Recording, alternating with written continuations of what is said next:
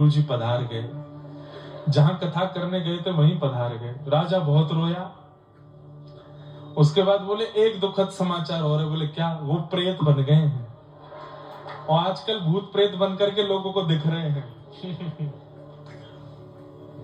राजा बोला मेरे गुरुजी वो प्रेत योनि से कैसे मुक्त होंगे? बोले 1-1.5 महीने बाद आपका बिहार की तरफ एक चक्कर लगना है तो गया जी में श्राद्ध कर देंगे तब गुरुजी का। राजा बोला ठीक है, एक उनके नाम से दिया जलवा देना। अगले दिन राजा जब निकला पालकी में तो पंडित जी एक पेड़ पे ही चढ़े हुए थे कि ये मेरे को वैसे तो मंत्री महामंत्री मिलने नहीं दे रहे, ये जैसे ही इसकी सवारी निकलेगी मैं ऊपर से कूद पड़ूंगा और सबकी शिकायत कर दूंगा। मंत्रियों ने पहले ही राजा को बोल दिया था कि वो प्रेत बने घूम रहे हैं। राजा निकला, आज बहुत दुखी था। पता चल गया था कि पंडित जी के परिवार बेचारे पंडित जी पधार गए। जैसे ही राजा निकला, आगे एक पेड़ था, उस पेड़ की डाल पर पंडित जी बैठे थे और जैसे ही राजा की सवारी नीचे पड़ी, ऊपर से पंडित जी चिल्लाए, राजन, अरे मेरे शिष्य देखो मैं यहाँ बैठा हूँ, तुम्हारे मंत्री महामंत्री सेनापति इन सब लोगों ने देखो मेरे साथ क्या किया। राजा ने जैसे ही ऊपर देखा, अरे मंत्री जी हनुमान चालीसा पढ़ो, देखो गुरुजी का भूत दिख रहा है, गुरुजी का प्रेत दिख रहा है,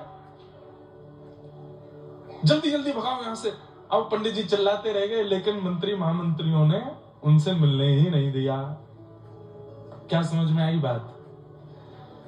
सीधा संबंध बिहारी जी से है, सीधा संबंध राधा रमन जी से है, सीधा संबंध जगन्नाथ जी से है, पर नीचे के सब धामवासी पंडा पुजारी दुखी कर रखे हैं। तो ये एक दिन आएगा मिलने नहीं देंगे उनसे आपको, भले ही आपका सीधा संबंध क्यों ना हो। इसलिए ब्राह्मणों को, संतों को, गऊ को और धामवासियों को प्रसन्न रखा कीजिए। उनकी प्रसन्नता आवश्यक है। यदि वो प्रसन्न नहीं हुए तो भले ही आप कितना भी भजन करके सीधा कनेक्शन रखते हो ठाकुर जी से, वो मिलने नहीं देंगे ठाकुर जी को। इसलिए ठाकुर जी से ज्यादा प्रसन्नता उनके अनुचरों की करने का प्रयास करो। और ठाकुर जी के अनुचर कौन है? संत हैं, ब्राह्मण हैं, गऊ है, धाम है, इनको प्रसन्न रखो।